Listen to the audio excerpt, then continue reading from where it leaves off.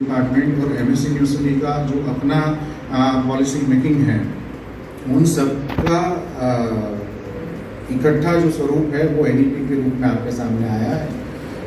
आगे के कार्यक्रम को बढ़ाने के लिए मैं केदार सर से निवेदन करता हूँ कि वो आगे का कार्यक्रम बढ़ाएं।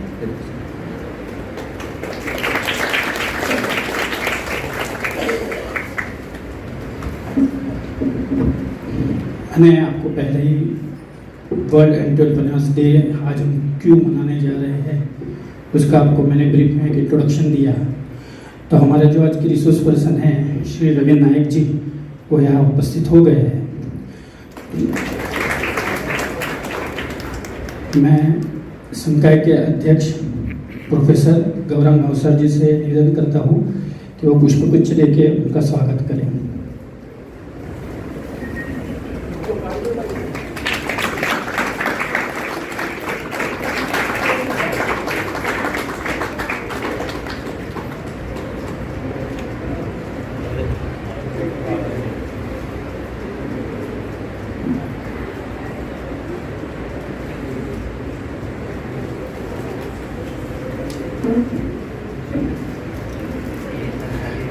मैं रविंद्र भाई जी का संक्षिप्त में परिचय देना चाहूँगा।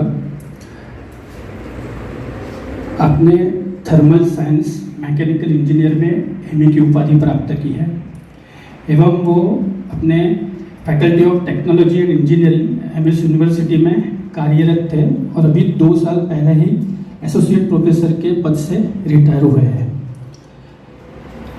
रविंद्र नायक जी एक renowned singer, composer and music director है। उनका खुद का एक रेणुपनी नाम का एक ग्रुप है एवं उसी नाम से एक स्टूडियो भी उन्होंने स्थापित किया है, रिकॉर्डिंग स्टूडियो है। आप पिछले 41 सालों से रेमेपनी स्वर सर्जन नाम का ग्रुप चलाते हैं। नए उभरते कलाकारों को सुगम संगीत, वॉइस कल्चर और सिंगिंग टेक्निक्स के बारे में ज्ञानवर्धन करते हैं। आप रेडियो एवं दूरदर्शन के अप्रूव्ड आर्टिस्ट हैं। जो हमारे यहाँ का गरबा का जो कल्चर है, जो सिर्फ बड़ौदा में ही प्रसिद्ध है और इसका पूरा वर्ल्ड में उसकी नामना है। तो वो जो स्टाइल डेवलप किया है, गाने की बात कर रहा हूँ, जो स्टाइल डेवलप किया है उसके पायोनियर श्री रविंद्र भाई है। तो जिनका पायोनियर कि हमारे यहाँ गरबा पूरा वर्ल्ड में फेमस है, वडोदरा के जो गरबा है। आपने संगीत की तालीम पद्मश्री पुरुषोत्तम उपाध्याय, स्वर्गीय परेश भट्ट एवं स्वर्गीय लक्ष्मीकांत बापट जी से प्राप्त की है। अपने देश विदेशों में अपने परफॉर्मेंस दिए हुए हैं, जैसे USA, Austria, east Africa, London इत्यादि। और ये खुशी की बात है कि वो हमारे एल्यूमिनाई है, यानी यहाँ उन्होंने बैचलर की डिग्री प्राप्त की है। तो मैं आज जो हमारा टॉपिक है एंटरप्रेन्योरशिप इन परफॉर्मिंग आर्ट्स, वो विषय पर आज वो हमको साझा करेंगे। सर से मैं निवेदन करता हूँ कि वो आए और अपना वक्तव्य शुरू करें।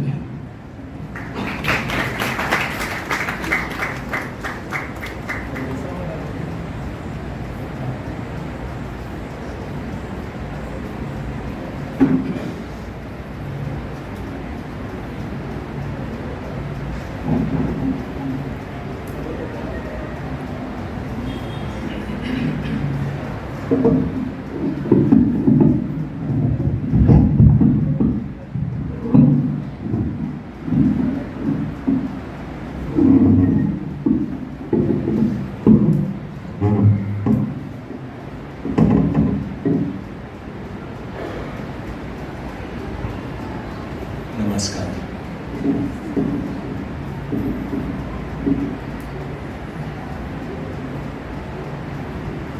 तीन भाषाओं में मैं बात करूंगा। एक हिंदी जो हमारी राष्ट्रभाषा है, एक अंग्रेजी जो मेरी व्यावसायिक भाषा है और गुजराती जो हमारी मातृभाषा है। हिंदी में मैं जितना बोलने वाला हूँ वो पूरा हो गया।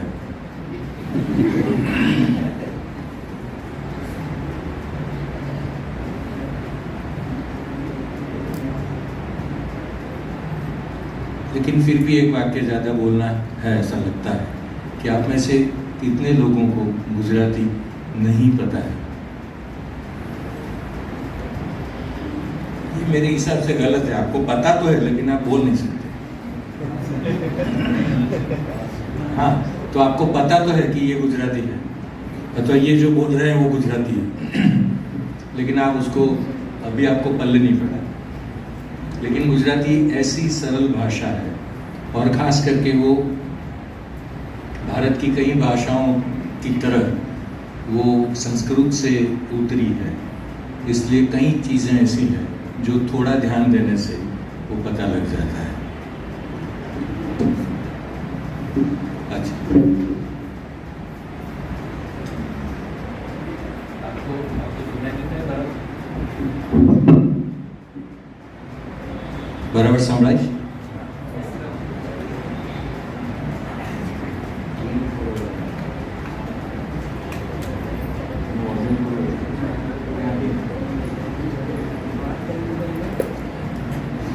ये मैं उनके साथ जो बात कर रहा था या इंस्ट्रक्शन दे रहा था वो मैं कैसे दे सकता हूँ? तो आपको लगेगा कि क्योंकि मैं इंजीनियर हूँ और इंजीनियरिंग का प्रोफेसर रहा, जो केदार जी ने बताया, तो उसके कारण होगा, ऐसा लोग मानते हैं। लेकिन ये बात अधूरी है। सच बात यह है कि मैं म्यूज़िक में इतना रस लेता हूँ कि उसके इर्द गिर्द उससे लगी हुई और जो आभासी है, एकदम दिखाई न दे, ऐसी कई बातों के प्रति उत्सुकता से रस रखता हूँ, सीखने की कोशिश करता हूँ, जानने की कोशिश करने के बाद उसमें, जिसको अंग्रेजी में एक्सपर्टीज कहते हैं, तो वो पाने की कोशिश करते हैं। इसलिए कोई भी माइक वाला हो, ये बता, आप तो माइक वाले हैं कि नहीं, लेकिन माइक ऑपरेट करते हैं इसलिए माइक वाला बोला। तो जब हम अमेरिका गए तो 78 चैनल्स का मिक्सर है, फुल एनालॉग मिक्सर्स है, ट्यूब मशीन्स हैं। ये सब लफ्ज़ भी इसलिए बोल रहा हूँ कि उस बहाने आपके कान पर पड़ेंगे जो एंटरप्रेन्योरशिप के लिए काम के हैं। तो उस टाइम पे भी, उस समय भी मैं उनको कह पाया कि ये ऐसा करना है। और एक दो जगह हम कनाडा गए थे तो ऐसा हुआ कि जो माइक्रोफोन बैलेंस करने वाला जो दौड़िया था, अब इसका हिंदी मुझे नहीं मालूम,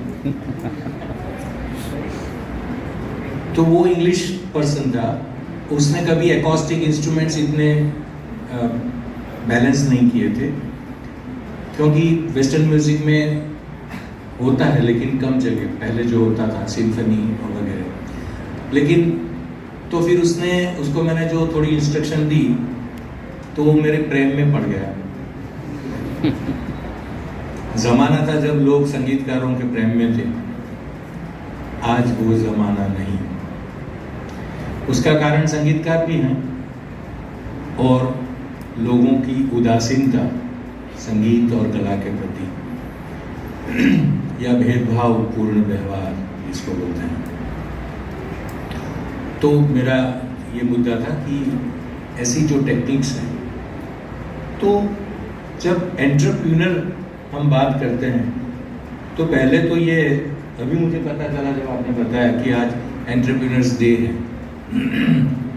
अभी थोड़े दिन पहले गत बुधवार को मैं आदिवासी एरिया में गया था, जंगल डेडियापाड़ा। वहां गया तो सब आदिवासी मुझे ही देखते रहे, तो मुझे ताज्जुब हुआ कि ऐसा मुझ में क्या है। तो मेरी पत्नी जो खुद भरतनाट्यम कलाकार है, तो उसको मैंने बोला कि मैं आदिवासी दिखता हूँ। देखो आपको भी हंसी आ गई, लेकिन आदिवासी हमसे ज़्यादा रूपवान होता है, स्वरूपवान होता है, क्योंकि उनके मन में है वो ही उनकी आंखों में दिखता है। तो उसने बोला कि हाँ आप तो ऐसे ही आदिवासी हो, यानी कलाकार जब तक इतना इन्वॉल्व होकर कला नहीं करेगा, जब तक वो आदिवासीपना या वो सहजता हासिल नहीं करेगा, तब तक उसकी कला निखार नहीं लाती, उसकी कला इम्प्रेसिव नहीं होती। उसकी कला का जो, उसकी जो डेप्थ है जिसको बोलते हैं, या फंडामेंटल आस्पेक्ट वो नहीं दिखेंगे। और दोपहर में जब मैं खाना खा रहा था तब मुझे पता चला कि उस दिन आदिवासी दिवस था, तो मुझे आनंद आया कि चलो अच्छी टाइम पे अच्छे लोगों के साथ हुआ। तो उसी तरह आज एंटरप्रेन्योर डे है, लेकिन आप में से किसी को पता है एंटरप्रेन्योर का मीनिंग क्या है? हाँ जी, person who does some business with the finance transaction. Little louder. The person who does any activity which includes a financial transaction, where he sells something and gets something in return. मुझे आधा सुनाई दिया, लेकिन लगता है कि वो इंसान जो कोई बिजनेस कर रहा है या कोई चीज़ बना के बेच रहा है, जिसके सामने या सर्विस बेच रहा है, उसके सामने वो किसी भी तरीके का फिनांस सामने ले रहा है, तो उस ट्रांजेक्शन्स को और पूरे ग्रुप को जो एक्टिविटी कर रहा है, और उस इंसान जो एक्टिविटी कर रहा है उसको इनकम होना चाहिए। हाँ, ये काफ़ी नज़दीक है। और कोई आप?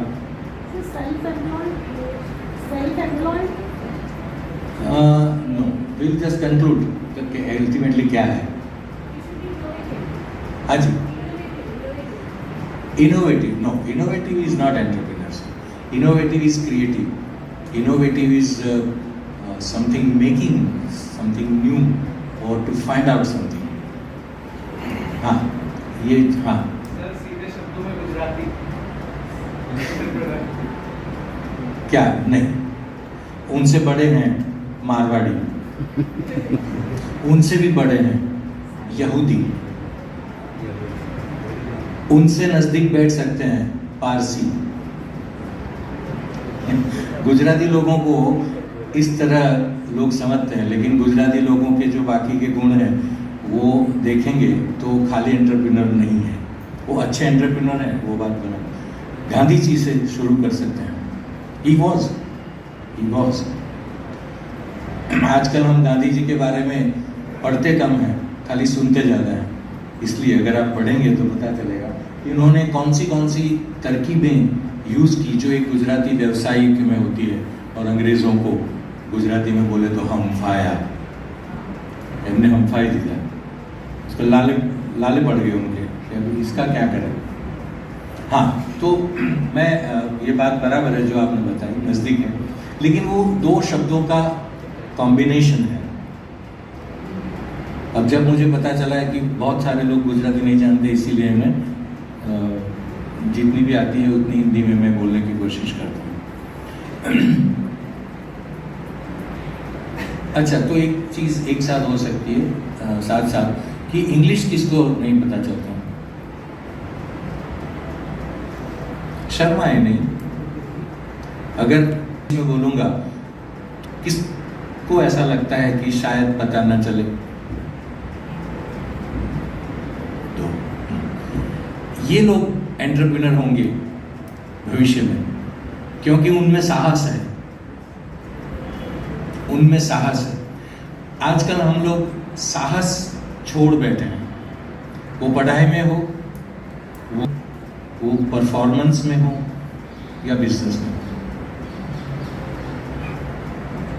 लेकिन एक चीज़ ऐड करनी पड़ेगी, वो जो भाई साहब ने बताई, जो मैं वो दो लफ्ज़ों की बात करके बताऊंगा कि वो बाकी रह गई, और उसका गुजराती भी कहूँगा।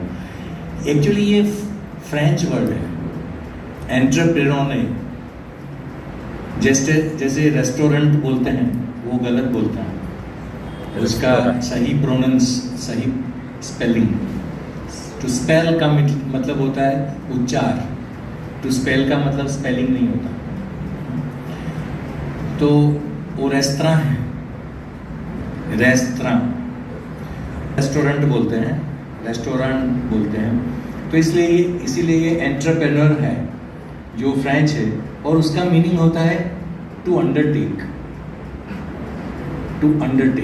यानी अपने ही बलबूते पे उसको लेना। किसको? जो भी चीज़ हम करना चाहते हैं वो अपने ही बलबूते पे करें। तो वो जो भाई साहब ने बताया उसमें खाली अपने ही बलबूते पे ये डाल देने से ये डेफिनेशन उसकी बराबर बनती है। ये लोन की बात जो आपने कही वो बाद में आता है, वो भी अपने ही बलबूते पर है, क्योंकि लोन को रीपे करना है, तो वो अपना बलबूता होता है। और दूसरा इंग्लिश वर्ड है एंटरप्राइज। ये दो लफ्ज़ों का कॉम्बिनेशन होके एंटरप्रेन्योर ऐसा वर्ड बना है। सो एंटरप्राइज इज अगेन बिजनेस और व्यवसाय जो हम बोल सकते हैं। तो व्यवसाय और ऐसा व्यवसाय जो अपने ही बलबूते पर किया गया हो गई बात। तो एंटरप्रेन्योर इज सम पर्सन और is one who does a business और trade of its own without any support from outside। यानी ऐसा नहीं कि मुझे दीपक भाई ने कहा कि 1 लाख रुपए लो रविंद्र भाई और संगीत का काम करो, ये एंटरप्रेन्योरशिप नहीं है। लेकिन मैं उनसे मांगूंगा कि अभी 1 लाख रुपए दो, मैं आपको 1-1 लाख हर महीने वापस दूंगा और म्यूजिक का काम करेंगे, तो वो थोड़ा एंटरप्रेन्योर है। ये बाकी व्यवसायों से हमारा जो है थोड़ा अलग है। संगीत, नृत्य, नाट्य जो भी है, आप लोग तो पढ़ते हैं भरतनाट्य शास्त्र, मालूम है सबको भरतनाट्य शास्त्र। तो हमको लगेगा भरतनाट्य शास्त्र तो मोदी जी के लिए है, ये मोदी जी के लिए है। वो मोदी जी नेता है, अभिनेता नहीं, ये अभिनेता है। यानी अभी भी नेता है ऐसा नहीं है, वो अभिनेता है। तो राकेश भाई बहुत अच्छे मित्र हैं, बहुत अच्छे नाट्यकार हैं, आप जानते हैं। तो भरतनाट्य शास्त्र तो उनके विषय क्या है ऐसा लगता है आपको? आपको मालूम है भरतनाट्य शास्त्र किसके रिलेटेड है? हाँ जी, क्या बोलिए? अभिनय से रिलेटेड है, उसमें सारे जो है वस्त्र मुद्राएं उनके बारे में बताया है, कितने प्रकार के अभिनय होते हैं उसके बारे में काफी डिटेल। मुझे लगता है कि ये विश्लेषण आपको राजेश जी से करना पड़ेगा भविष्य में, क्योंकि जहाँ तक मेरी पहुँच है, भरतनाट्य शास्त्र वो पूरे संगीत के लिए है, वो खाली अभिनय या नृत्य या नाट्य के लिए नहीं। बराबर है, मैं गलत हो सकता हूँ, लेकिन ये पता होने से हमको तो फायदा ही है, भले गलत हो। कि भरत मुनि ने जो नाट्य शास्त्र किया उसमें संगीत की बात है, और जो संगीत है वो ना तो मात्र नृत्य है, ना तो मात्र नाट्य है, ना तो मात्र गाना है, यह बात है। तो उसी तरह ये जो हमारी स्किल्स है जिसको बोलते हैं, तो एंटरप्रेन्योरशिप करने के लिए पहले क्या करना पड़ेगा? समझो आपको गेहूं बेचना है, गेहूं पता है ना गेहूं, क्योंकि कभी एक इंग्लिश मीडियम स्कूल में पूछा गया कि where from we get milk, तो उत्तर आया, बच्चों ने लिखा फ्रॉम डेयरी।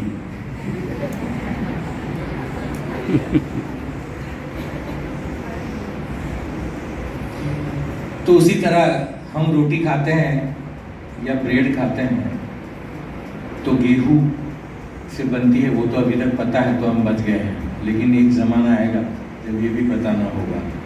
जैसे आपको ये पता नहीं है कि मैदा क्या है,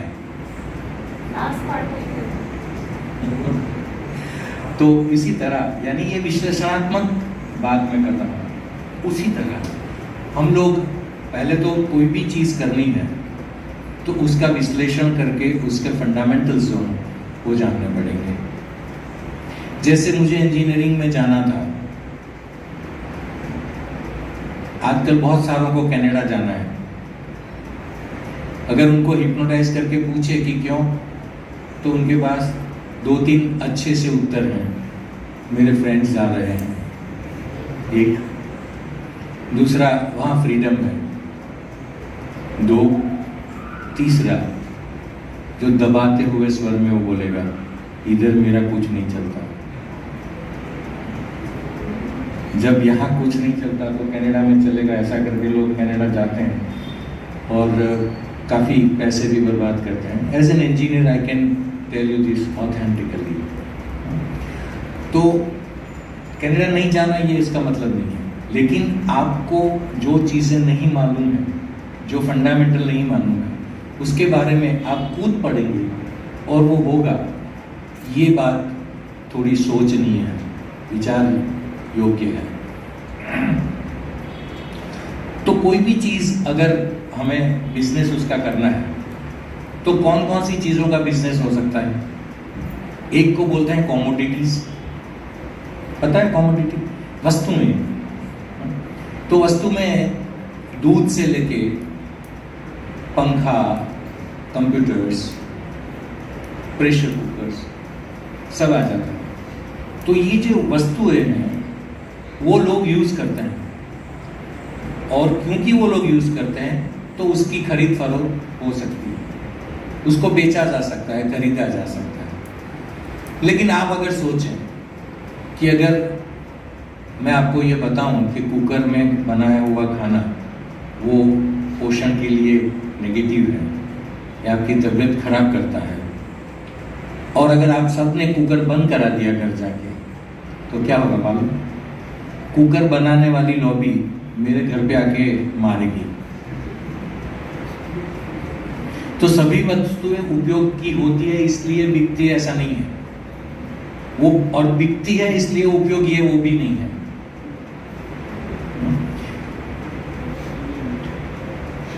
कारण यह है कि संगीत कोई वस्तु नहीं है जिसके बारे में हम पर्टिकुलरली सोचने जा रहे हैं अभी। तो इसलिए उसको दबा दबा के किसी को कैसे बेचेंगे?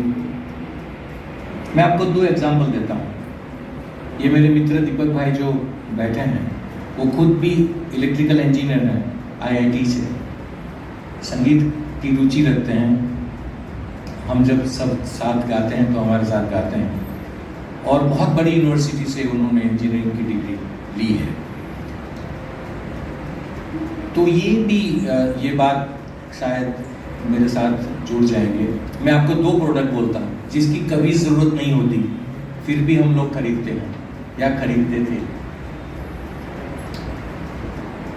एक मॉल था, उसमें एक बुढ़ा और बुढ़ी यानी दादा और दादी, वो दोनों गए। क्यों गए? तो चलो अब फ्री है तो मॉल में जाते हैं, कुछ खरीदते हैं। अब दादा ने बोला कि तुम इस लाइन में जाओ, मैं उस लाइन में जाता हूँ, और फिर बाद में आधे घंटे के बाद यहाँ मिलेंगे। ठीक है। जब दादी वापस आई तो उनकी क्रेट में पूरा क्रेट डायपर्स से भरा हुआ था, बच्चों का डायपर। आजकल तो बड़ों के भी होते हैं, इसलिए खाली डायपर बोलना। ये सब व्यवसाय में आता है। किसी ने सोचा कि बड़ों के भी डायपर हो सकते हैं, और आजकल इतना यूजुअल हो गया है कि जरूरत नहीं है फिर भी पहनते हैं। हम तो डायपर वाले हैं, हम कोई ऐसे वैसे नहीं। तो यानी कई चीजें ऐसी होती है जो फोर्सफुली अपने पे ला दी जाती है और लद जाती है, और हमें पता भी नहीं चलता कि ये हो गया। जैसे मोबाइल्स, अगर आप 5 दिन मोबाइल नहीं यूज करेंगे तो छठे दिन आपको पता चलेगा कि मोबाइल होना ही चाहिए, ऐसा कोई जरूरी तो नहीं। उम्र जलवों में बसर हो ये जरूरी तो नहीं। हर शबे गम की सहर हो ये जरूरी तो नहीं। और नींद तो दर्द के बिस्तर पे भी आ सकती है। मोबाइल को देख के समझ के सुनना ये शेर, नींद तो दर्द के बिस्तर पे भी आ सकती है। आपकी आगोश में सर हो ये जरूरी।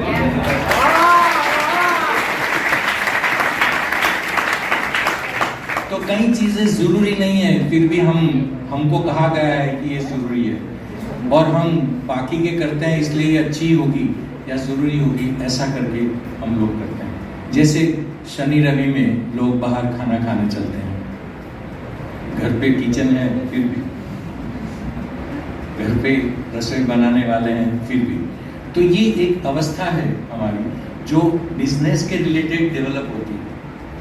तो ये गलत है, अच्छा है, ये बात आज नहीं करते हैं। ये हर एक की विचार शक्ति पे ये अवलंबित है कि क्या बराबर है क्या नहीं बराबर है। ये सोचें। और कई चीज़ें हम खुद नहीं सोच सकते, इसीलिए गुरु की ज़रूरत होती है। और ये बात संगीतकारों से ज़्यादा कौन समझ सकता है कि गुरु बिन ज्ञान कहाँ से पाऊँ। और ये समझ में आता है तभी ये लाइन पता चलती है। आपकी उम्र में ये समझ में आता ही होगा, ऐसा मैं दावे से नहीं कह सकता, लेकिन अगर आपको समझ में आएगा तो वो बराबर होगा, ये मैं दावे से कह सकता हूँ। तो वो दादी पूरे डायपर लेके आई कार्ट में, तो दादा ने बोला कि अरे पगली ये क्या है, अभी 80 साल की उम्र में इसका क्या करोगी। तो बोले 50% डिस्काउंट में दे। अरे 50% डिस्काउंट में, लेकिन लेके करेंगे क्या उसका, ये नहीं सोचा, लेकिन वो अट्रैक्टिव हुआ 50% डिस्काउंट इसलिए। तो कई क्लासेस ऐसे होते हैं जिसपे लिखा होता है गरबे के क्लासेस, नवरात्रि में डोड़िया सिखा देंगे। तो लोगों को पता ही नहीं है कि ये डोड़िया क्या है, लेकिन जाते हैं। आपकी जानकारी के लिए कहूँ कि ये म्यूजिक का जो पार्ट था उसके लिए केदार ने कहा, तो उसी तरह ये डोड़िया जिन लोगों ने डिज़ाइन किया वो फोक पे डिपेंडेंट है, पांचिया डोड़िया पे। लेकिन जो डोड़िया हम लोग बड़ौदा में करते हैं, बड़ौदा स्टाइल करते हैं, वो जो 4-5 लड़कियों ने बैठ के उसको फॉर्मेट किया, उसमें से एक मेरे साथ मेरे घर पे रहती है। वो इसलिए मेरे घर पे रहती है क्योंकि ऐसा नहीं कि उसके पिताजी नहीं रखते, लेकिन मैं रखूंगा ऐसा उनके पिताजी को मैंने बोला था बहुत साल पहले। तो ये शिफाली और इसके साथ जो 3-4 लड़कियां उस टाइम पे भरतनाट्यम सीखती थी, उन लोगों ने ये फोक एस्पेक्ट लेके उसका एक फॉर्मेट जो हम आजकल यूज़ करते हैं वो किया। तो वो क्लास वाले जो दौड़िया कराते हैं वो दौड़िया नहीं होता, वो सीरियलों में जो डांस है उसका कॉम्बिनेशन करके किस तरह अट्रैक्टिव बना के वो करना चाहिए, ऐसा करके करते हैं। तो लेकिन कई चीज़ें जैसे बोल रहा था कि जिसकी ज़रूरत नहीं है, तो हमारी क्या रिक्वायरमेंट है अगर हमें एंटरप्रेन्योरशिप करनी है। क्योंकि आप लोगों में से कई लोग ऐसा मुझे लगता है कि जो म्यूज़िक को ही कैरियर बनाने के विचार में यहाँ आए हैं या संगीत सीखते हैं। हम जैसे लोग होते हैं वो आप जैसे साहसिक नहीं है। हमारा साहस नहीं था कि खाली संगीत करके गुजरान चलाएं, इसलिए मैंने इंजीनियरिंग ढूंढा और इंजीनियरिंग के साथ संगीत किया, वरना मैं भी आपकी तरह उच्च प्रकार का संगीत सीखता, लेकिन वो न हुआ और अब ये आलम है कि तू नहीं, तेरी जुस्तजू भी नहीं। लेकिन ये अच्छा है कि इंजीनियर होने के बावजूद संगीत के प्रति मेरी जुस्तजू यूं ही कायम रही, और उसके कारण मैं जितना इंजीनियरिंग कर पाया उससे ज़्यादा संगीत करूं, ऐसी उम्मीद लेके अभी बैठा हूं। तो एक तो है कि लोगों का इंटरेस्ट बढ़ाया जाए, जैसे वो डायपर के लिए बढ़ाया है। जैसे दूसरा जो एग्जाम्पल मैं आपको देने वाला था वो है रियल वैल्यू करके एक कंपनी आई थी, तुमने याद है रियल वैल्यू। उन्होंने सबके मन में ये विचार डाला कि अगर आप यहाँ बैठे हैं और अचानक आग लग गई तो, और ये विचार म्यूजिक कॉलेज के हेड ऑफ द डिपार्टमेंट और डीन को भी बोला कि इतने सारे लड़के, भले इतने दरवाजे हैं, लेकिन अचानक इतनी आग लग गई तो आग बुझाएंगे कैसे आप? आपके पास कोई फायर एक्सटिंग्विशर होना चाहिए। तो फायर एक्सटिंग्विशर तो होता है कहीं, हम जब जाहिर जगहों पे जाते हैं, सिनेमा में जाते हैं, हॉल में जाते हैं या कहीं मॉल में जाते हैं, लेकिन क्लासरूम में ज़रूरत है। आप लोग नहीं मानेंगे, वो पारसी बंदा था जो आज कहाँ है नहीं पता, उन्होंने सबको ये डरा डरा के समझा दिया कि आपको फायर एक्सटिंग्विशर तो हमेशा चाहिए ही, क्योंकि आग तो कभी भी लग सकती है। यहाँ तक बात हो गई कि लोग अपने बेडरूम में भी वो लगाने लगे। आज वाटर बॉटल जो आप यूज करते हैं उसी साइज का एक लाल कलर का आता था, सीज फायर उसका नाम था। सीज, टू सीज यानी बंद करना, तो सीज फायर नाम रखा। और बाद में ये हुआ, आपको तो याद होगा कि लोग एक दूसरे को गिफ्ट में ये देने लगे। अच्छा ये हुआ कि दो लोग जो झगड़ा करते थे वो एक दूसरे को देने लगे, फायर एक्सटिंग्विश हो गई, सीज हो गई। लोग गाड़ी में लगाने लगे, कार में। तो जो बड़ी लग्जरी बसेस हुआ करती थी वहां चलो फिर भी समझा के होता है अक्सर, लेकिन छोटी सी 4 लोग बैठते हैं उसी कार के लिए लोग ये चीजें ना जरूरी है फिर भी देते थे। मैं कल ही अमेज़न से मैंने एक ऑर्डर की है प्रोडक्ट, आप मत लाना, मैंने स्टडी करने के लिए। आपको मालूम होगा कि आजकल बहुत बारिश हुई हर जगह, बड़ौदा में इतनी नहीं हुई लेकिन कई जगह में अति वर्षा हुई, तो उसके कारण बहुत पानी भर गए, जो आजकल आम है। कई चीज़ें आजकल इतनी आम हो गई है कि वो खास थी फिर भी हमको आम ही लगती है। जैसे इतना पानी भरता है कभी, या पहले नहीं भरता था, तो जो भी कारण है शहरीकरण के कारण, तो वो जब पानी भर जाता है और अगर आपकी गाड़ी जो आजकल बहुत ऑटोमेटिक ग्लासेस उसके बंद होते हैं खुलते हैं, और कुछ भी करना है दरवाज़ा खोलना है तो भी वो रिमोट से खुलता है, यानी उसके अंदर एक इलेक्ट्रॉनिक सिस्टम है, एक रिले सिस्टम है जो ऑपरेट करता है वो लॉक को। जो काम हम हाथ से करते थे वो हमारे बजाय वो रिले काम करता है, जिसको रिले बोलते हैं, जो चालू बंद करने की जो एक सर्किट होती है उसको। तो ये ऐसा हुआ कि कई जगह पानी भर गया गाड़ी में। अब पानी तो दरवाजे खुलने की राह नहीं देखता, पानी तो अंदर आ सकता है, और इतना पानी आया कि दरवाजे की जो सर्किट थी वो शॉर्ट हो गई, यानी दरवाजा खुलता ही नहीं। जो लॉक हो गया था दरवाजा वो खुलेगा नहीं, क्योंकि उसको खोलने के लिए वो ठेसी ऐसा करेंगे तो भी वो रिले को ही ऑपरेट करती है वो मैकेनिकली, तो वो भी ना हो सका। अच्छा, ग्लास भी नहीं खुल सका because of that electronic circuit, और लोग सफोकेट हो गए, गुजर गए, मर गए। तो ये सोच के एक प्रोडक्ट मैंने कल ही ढूंढी है। मैं अक्सर ये ढूंढता रहता हूँ क्योंकि मुझे वो अच्छा लगा, ढूंढते रहे। 2 पंडित को रखता है साथ में तो वो बैलेंस रहता है, क्योंकि पंडित बड़े ज़्यादा हो जाएंगे तो पंडिताई एक दूसरे के साथ ज़्यादा करेंगे, इसलिए उनको कम रखता है, लल्लुओं को ज़्यादा रखता है। और वो जो पंडित होने वाले हैं वो फिर म्यूजिक कॉलेज में एडमिशन ले लेता है या इंजीनियरिंग में ले लेता है, वो फैकल्टी को मैं भूल नहीं सकता। चलो ये एक हंसी मजाक हुआ, लेकिन हमें पंडित बनना है, ये हंसी मजाक नहीं, ये फंडामेंटल है, ये जरूरी है, बहुत जरूरी है। इसलिए कि जो कमोडिटीज है, जो वस्तुएं हैं, उसकी डिमांड बढ़ानी या कम करनी या उसको पैदा करना या इंडस्ट्री में बनाना वो अलग बात है। How I understood. तो हमारी जो प्रोडक्ट है वो क्या है? दीपकભાઈ सर्विसेस કહી શકાય, નોલેજ એન્ડ સર્વિસીસ। તો આપણી પ્રોડક્ટ નોલેજ અને સર્વિસીસ છે, એટલે પેલી સીઝ ફાયરની જેમ કશું બનાવીને લોકોને ગભરાઈને અપાયું નથી। અને આજે આપણે કહીએ, आजकल हम कहते हैं कि आप अपने बच्चों को कला सिखाएं, बच्चों को नृत्य सिखाएं, गाना सिखाएं, चित्र सिखाएं, लेकिन वो नहीं समझते, तो डरा भी कैसे सकते हो? वो सीज फायर में तो डरा दिया आग से, लेकिन हमारी आग इतनी प्रज्वलित नहीं हुई, या जितनी प्रज्वलित थी वो हमने मेंटेन नहीं की।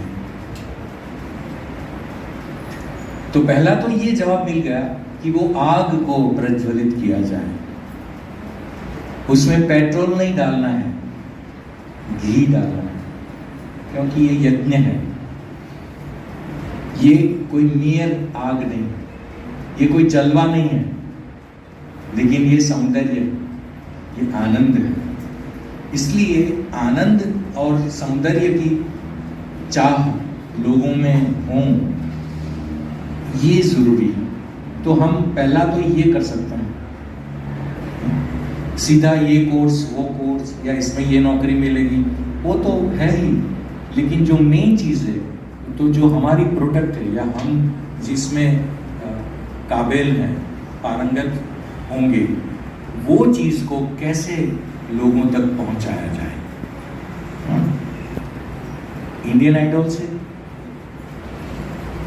देखो, आप लोग ही ना बोलते हैं, जहाँ इतने बड़े बड़े लोग गाते हैं और वो बड़े बड़े गाने वालों को हम इतने ऐसे ऐसे करके टाचका बोलते हैं,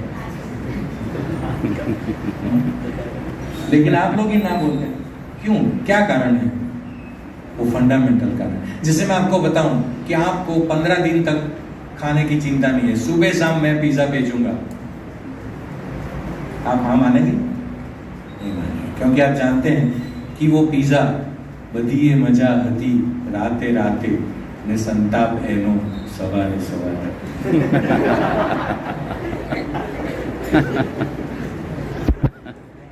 वो प्रचलित गजल, અમારા બધા સુખ અને દુઃખની વચ્ચે સમયના વિના કંઈ તફાવત ન જોયો, બધીએ મજા હતી રાતે રાતે ને સંતાપ એનો સવારે સવારે. ને પિઝા તો 2-3 દાડાની સવાર સુધી સંતાપ આપણને આપે છે.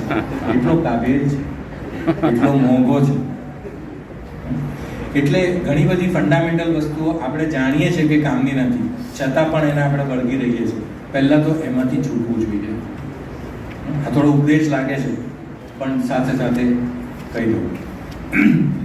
સો to evolve the people's interest, ये थोड़े मुद्दे जो मैंने आज सुबह सुबह रियाज करते वक्त लिखे, उसमें पढ़ रहा हूँ. ये गूगल से नहीं लिए, सब कुछ गूगल पे होती है, सभी चीज़ें गूगल पे होती है, लेकिन सभी सच्ची नहीं होती, बहुत सारी गलत होती है. वो गूगल लोकेशन की तरह, सामने ही घर हो लेकिन वो घुमा के ले आता है, तो वो गलत होती है. तो हमें, मुझे जो लगता है कि संगीत में एंटरप्रेन्योरशिप करने के लिए पहले तो हमें लोगों में ये इंटरेस्ट इवॉल्व करना पड़ेगा. खाली नवरात्रि नहीं चलेगी. अगर आप देखें तो गुजरात में अगर नवरात्रि को छोड़ दें तो संगीत की प्रवृत्ति कितनी होती है?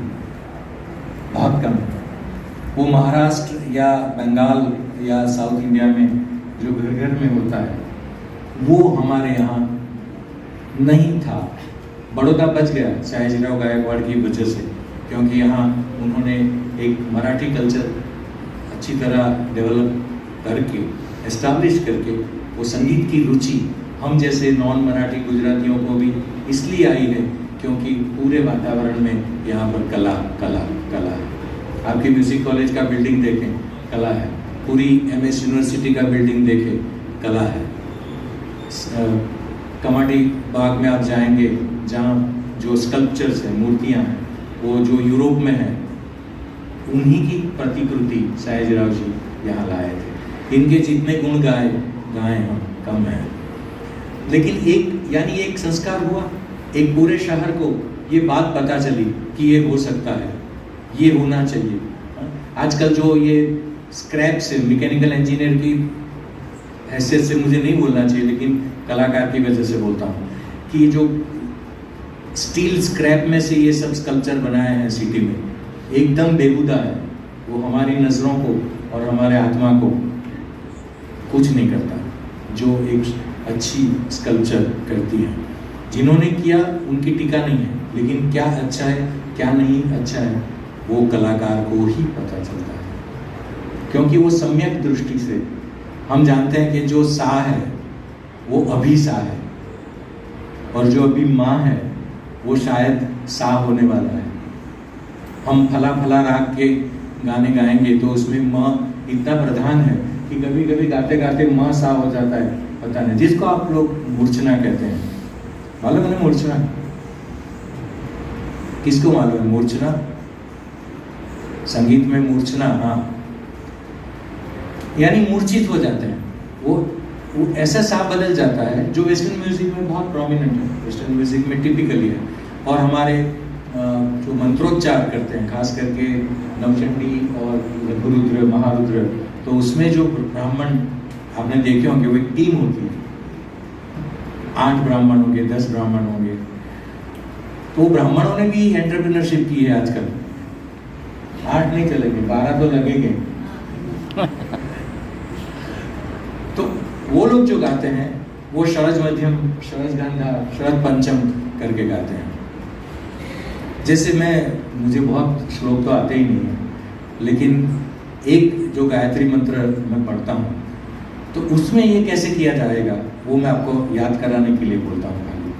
जैसे बोला कि हरि ओम भूर्भुवः स्वः तत्सवितुर्वरेण्यं भर्गो देवस्य धीमहि धियो यो नः प्रचोदयात्।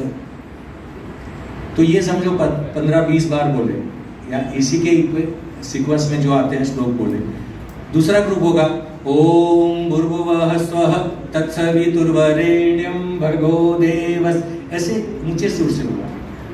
तो मैंने सोचा कि ये क्या कारण है। तो एक कारण तो वो मिला जो शास्त्रोक्त है, बहुत बड़ा कारण है वो, शरद मध्यम ग्राम, शरद पंचम ग्राम। लेकिन दूसरा मैंने इंजीनियर की हैसियत से देखा कि इट ब्रेक्स द मोनोटोनी।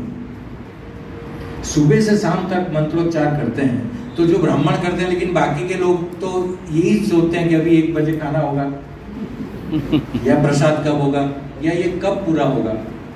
तो ऐसे लोगों को वो साउंड जो है उससे मोनोटोनी क्रिएट होती है, और वो मोनोटोनी ब्रेक हो जाती है। अचानक वो दूसरे स्वर से बोलते हैं तो एकदम से हमें वो फ्रेश लगता है। तो ये कारण मैंने देखा, यानी अगर यही कारण मैं मेरे गाने में लाऊं तो वो ही हो सकता है जो उसमें होता है। तो जो कंपोजर्स है, जो गायक हैं या म्यूजिक डायरेक्टर्स हैं, वो ऐसी कितनी चीज़ों का संचय करके, चयन करके और बाद में संचय करके उसको इम्प्लीमेंट करते हैं।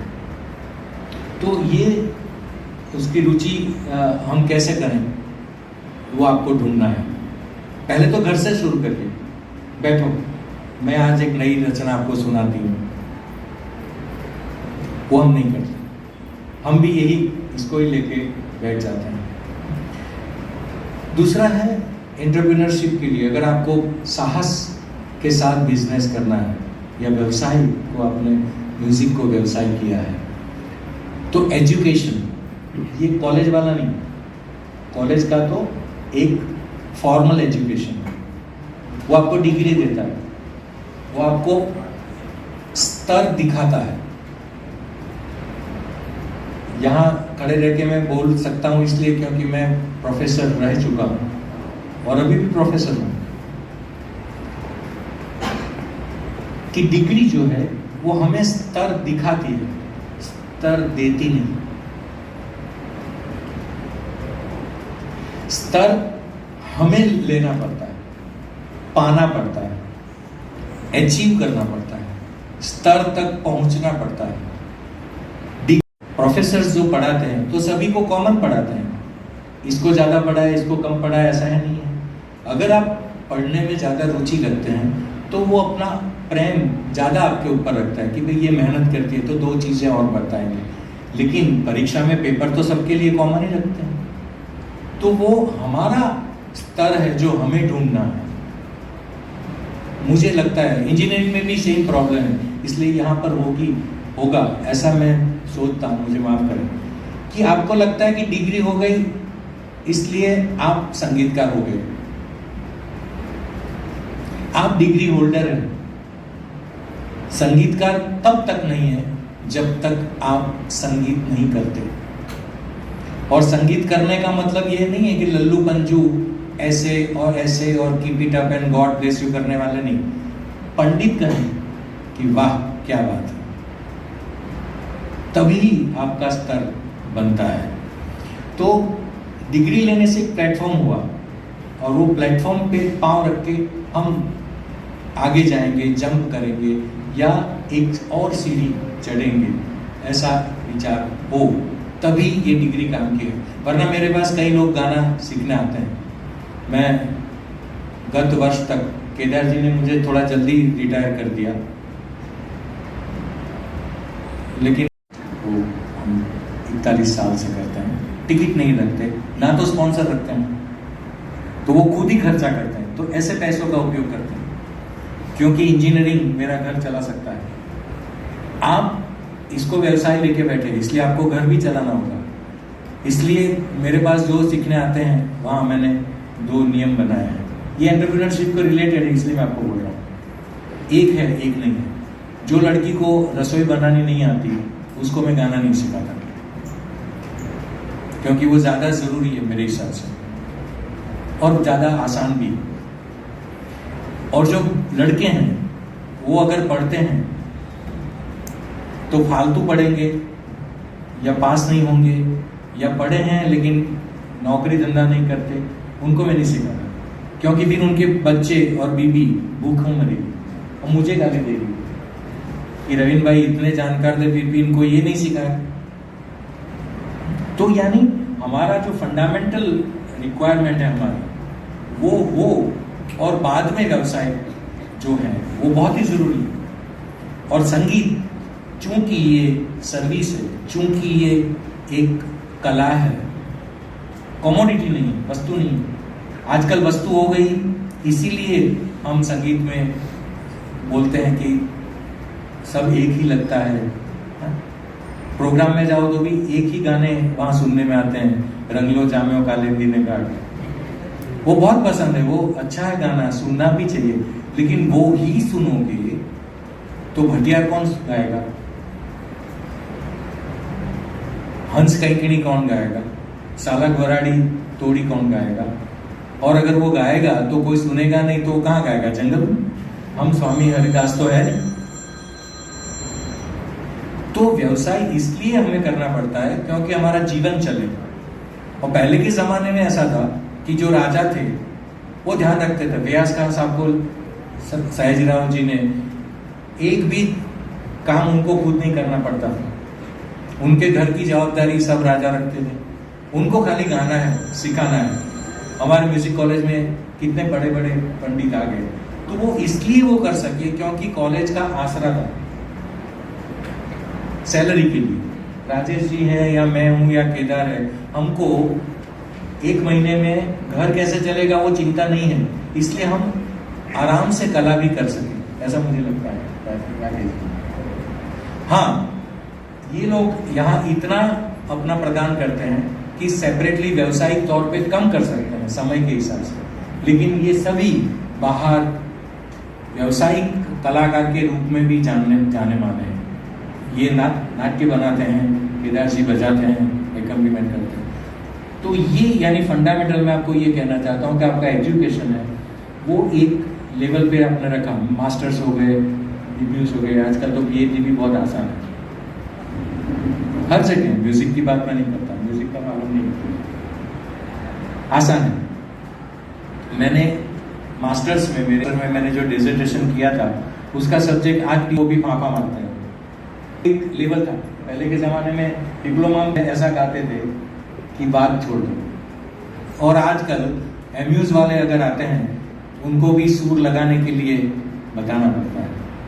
तो ये गलती नहीं है, समझो, ये गलती नहीं है, लेकिन क्या है?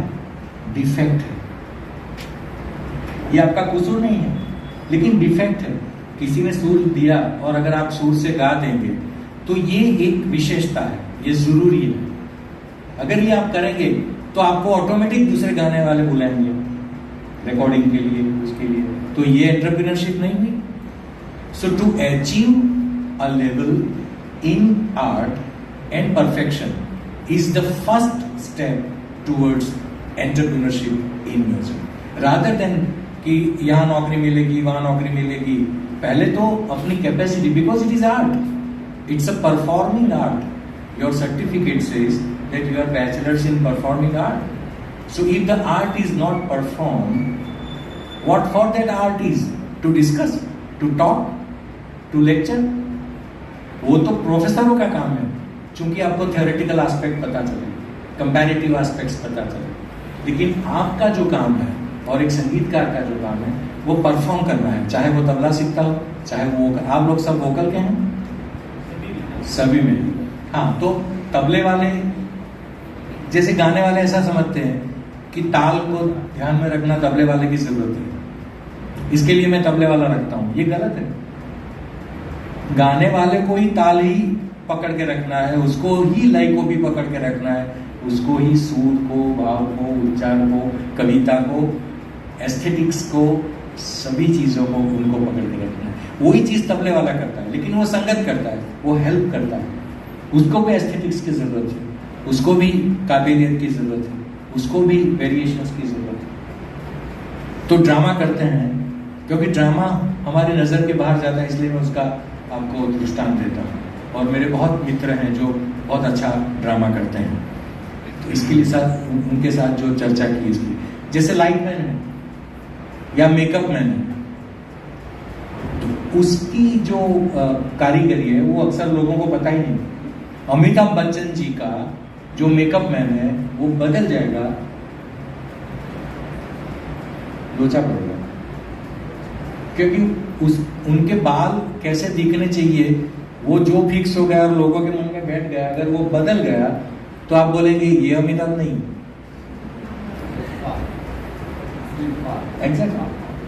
एग्जैक्टली मैं वही दृष्टांत देने वाला था।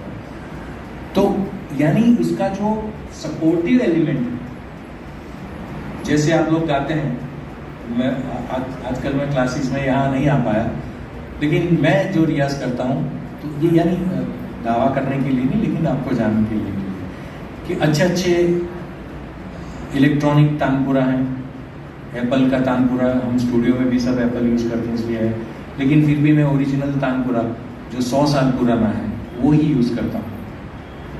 तो उसका कारण है क्योंकि वो कैसे सपोर्ट करता है वो जब तक आप नहीं जानेंगे तब तक आपको लगेगा कि इसकी क्या जरूरत है कि नहीं।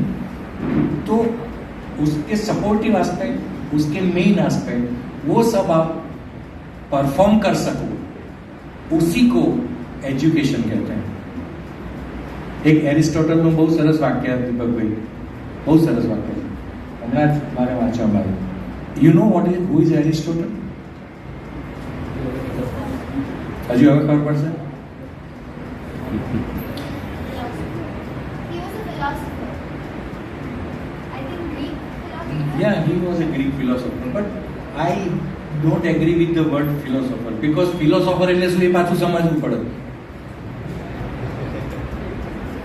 એટલે એને થિંકર કહેવાય, વિચારક. એટલે એમાં બધું ખબર પડી જાય. કારણ કે ફિલોસોફી એટલું બ્રોડ છે કે જે એન્જિનિયરિંગમાં પીએચડી કરે એ બી ડોક્ટર ઓફ ફિલોસોફી છે, જે મેડિસિનમાં કરે એ બી ડોક્ટર ઓફ ફિલોસોફી છે, જે કુકિંગમાં કરે એ બી ડોક્ટર ઓફ ફિલોસોફી છે. તો philosophy is a broad word. તો થિંકર અને એરિસ્ટોટલ એના શિષ્યો એનાથી ગ્રેટ હતા, એવા બધા સાબિત થયા, સોક્રેટિસ ને કેટલા બધા. તો એરિસ્ટોટલે બહુ સરસ વાક્ય કીધું છે, હું ઇંગ્લિશમાં કહું છું અને ભવિષ્યમાં તમને લાગે કે આ વખતે બહુ સારું છે તો બોર્ડ મારીને ઘરમાં મૂકજો તમારા રૂમમાં. આજકાલ લોકો મૂકે છે રૂમમાં, આઈ કેન ડુ એનીથિંગ. આવું લખ્યું. મારી પાસે એક છોકરી મ્યુઝિક કોલેજની પાસ સ્ટુડન્ટ છે, એ ગાવાનું શીખવા આવે છે, એટલે એ તો મ્યુઝિક કોલેજમાં શીખીને જ આવી છે, પણ હાઉ ટુ સિંગ એ શીખવા આવે છે. તો એના રૂમમાં લખેલું એને આઈ કેન ડુ એનીથિંગ. એટલે જ્યારે મને પૂછવા આવી ત્યારે મને ખબર હતી કે એના રૂમમાં લગાડેલું છે કે હું ગાવા આવું તમારી પાસે, મેં પહેલાં બોર્ડ બહાર કાઢી નાખ પછી આવું. Because you can't do everything. As a science person I M telling you, આ કોવિડમાં તમે હું તોડી લીધું. If you are able to do everything, doctors કેમ ના ખબર પડી? ખોટી વાત છે. We can do everything is wrong. We want to do everything, that is fine. We want to do everything. સમજ પડી? એટલે હું એક વાક્ય જે કહું છું તે એવરીથિંગ માટે છે કે બરોડામાં મારો કોઈ કોમ્પિટિટર જ નથી. આ વાક્ય તમને આત્મશ્લાઘા લાગશે, એટલે કે પોતાનું પ્રેઝ કરે છે એવું લાગશે. આત્મશ્લાઘા, બરાબર ને? પણ એની પાછળનું જે વાક્ય છે તે વધારે ખતરનાક છે. વડોદરામાં મારો કોઈ કોમ્પિટિટર નથી, મારા કોમ્પિટિટર મુંબઈમાં રહે છે. અને હજી વાક્ય પૂર્ણ થયું, અને મને ખબર છે કે હું એમને હરાવી નહીં શકું.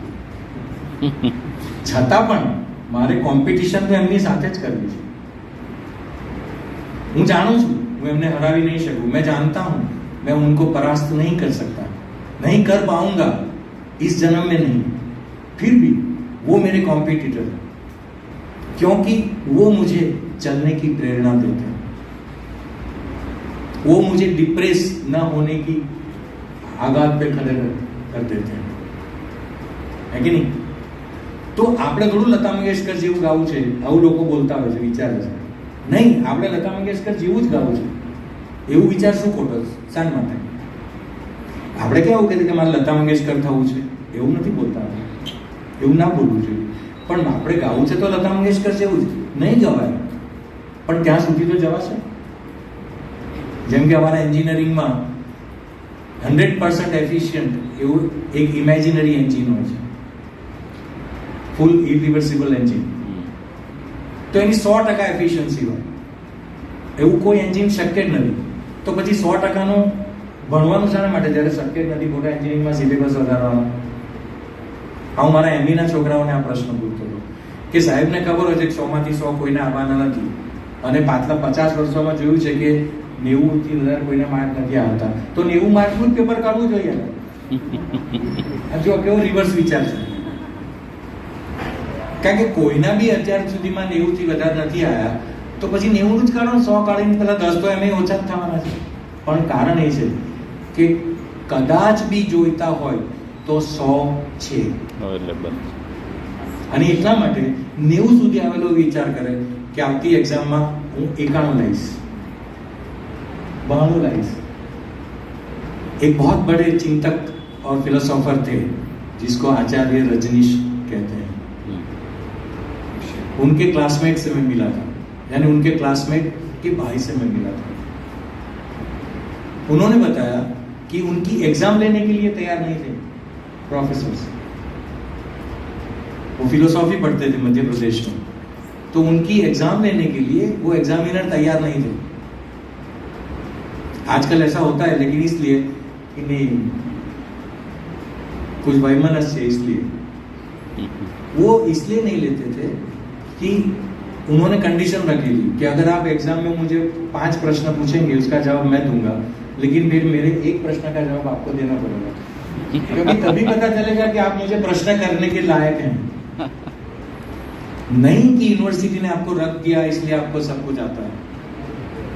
ये बहुत अंदरूनी बात मैं हमारी बोल देता हूँ, मैं भी प्रोफेसर रहा हूँ, लेकिन कई लड़के ऐसे मैंने देखे जो मेरे से भी ज़्यादा स्मार्ट और जानते थे, लेकिन तो और ऐसे ऐसे प्रश्न पूछते थे. एक बार किसी ने बोला कि हाँ चलो ठीक है पूछो, जीवन क्या है, इसका जवाब क्या? तो ऐसे ऐसे, और उनको पेपर में 100 में से 101 मार्क देते थे और लिखते थे कि ये लड़का मेरे से भी ज्यादा जानता है, इसलिए 100 में से 101 तो हो ही नहीं सकते परसेंटेज के हिसाब से. लेकिन ये अवस्था मैं बात कर रहा हूँ कि आपकी एक्सपर्टीज या आपकी काबिलियत या आपकी एबिलिटी, आपकी कंसेप्चुअल क्लैरिटी एंड आपकी अथॉरिटी कितनी बढ़ सकती है, उसके ऊपर ध्यान देना ज्यादा जरूरी है, बजाय कि ये चांस वो चांस ये चांस. और कई बार बोलते हैं कि मैं तो कोरस में नहीं गाता. आप लोगों को ने भी सुना होगा मैं तो कोरस में नहीं गाती. तो यही आपकी कैपेसिटी नहीं है, यानी आप एक सूत्र होके गा नहीं सकते. तो उसी तरह कोई बोलेगा नहीं मैं तो स्टेज पे नहीं गाता. हाँ, कई टीचर होते हैं जो टीचिंग ही करते हैं, वो परफॉर्मर्स नहीं है. क्लासमेट परफॉर्म ही करते हैं जब आपको सिखाते हैं, लेकिन वो प्रोग्राम्स नहीं करते, अलग अलग कारणों से. तो पहले तो आपको एजुकेशन करना है. अभी मैं मुद्दों पे जाऊंगा. आपने देखा वैसे एक मिनट. तो आपको मेरा बोलने का जो मेन कंसेप्ट है, मेन विचार है, जो ऐसा लगता है कि ये साहब जो बोल रहे हैं तो उसका मेन हेतु ये लगता है मैं वो बात पे भी आता हूँ कि जो चांसेस है जो आप अवेल कर सकते हैं, अपॉर्चुनिटीज, या what are the directions in which you can go. तो एक तो एजुकेशन एकदम पक्का होना चाहिए, अच्छी से अच्छी कॉलेज में आप चले जाओ, सीखो। जो आप इंडिया की जो थोड़ी अच्छी कॉलेज है उसमें आप हो, इसलिए वो चिंता नहीं है। दूसरा ये है कि अच्छे गुरु के पास जाओ जो सचमुच अच्छे हैं, उनका बहुत नाम है और ये बहुत प्रोग्राम करते हैं इसलिए मुझे प्रोग्राम देंगे, ऐसा नहीं। ऐसे लोगों के पास जाने से टाइम नहीं मिलेगा उनका, क्योंकि वो बहुत व्यस्त है। दूसरा है तो एजुकेशन लेने के बाद आप एजुकेशन दे भी सकते हो, ये एंटरप्रेन्योरशिप है। आप एमएस यूनिवर्सिटी में समझो लेक्चरर हो सकते हो, लेकिन कॉलेज समझो पिछले 15-20 साल से नए को लेते ही नहीं है, उनके कारण है। तो आप अपने खुद पढ़ो, खुद लिखो। जैसे आपका नाम क्या है? ज़ारा म्यूजिक एकेडमी, और इतना अच्छा पढ़ाओ कि लोग म्यूजिक कॉलेज में नहीं जाएंगे, आपके पास आएंगे। म्यूजिक कॉलेज में नहीं जाना इसलिए नहीं, क्योंकि वहाँ संख्या एक लिमिट होती है, इससे ज़्यादा नहीं मिलता, तो वो लोग बाकी आएंगे। जैसे बड़ौदा में एक रेमा श्रीकांत जी करके बहुत बड़ी नृत्यकार है, तो वो किसी यूनिवर्सिटी का सर्टिफिकेट नहीं देती, वो उनकी खुद की इंस्टीट्यूट का सर्टिफिकेट देती हैं, Ellora centre for performing arts. और फिर भी लोग वहाँ सीखने जाते हैं, और मेरे जैसे को पूछेंगे तो भी मैं बोलूँगा क्या उन्हीं के पास आए। क्यों? क्या कारण है? कारण तो वही है काबिलियत, कारण तो वही है परफॉर्मिंग कैपेसिटी, कारण तो वही है नॉलेज। तो ये यानी सभी चीज़ें वापस वहाँ आती है, लेकिन सबका नॉलेज का अलग अलग होता है लेवल।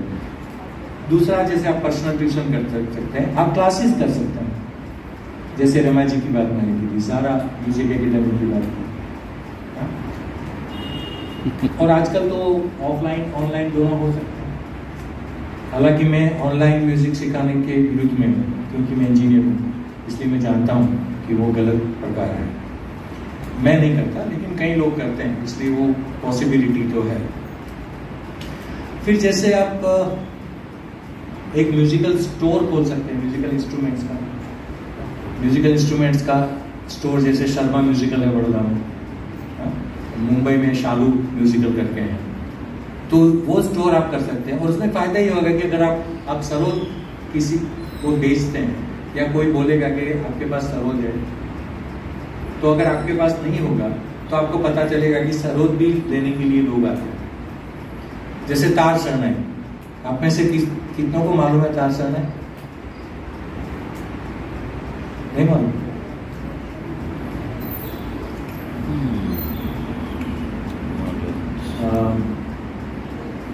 दिलरुबा मालूम है? देखा है? क्योंकि दिलरुबा भी पता लोगों को होता है, लेकिन ये दिलरुबा ऐसा पता कभी नहीं कर सकता।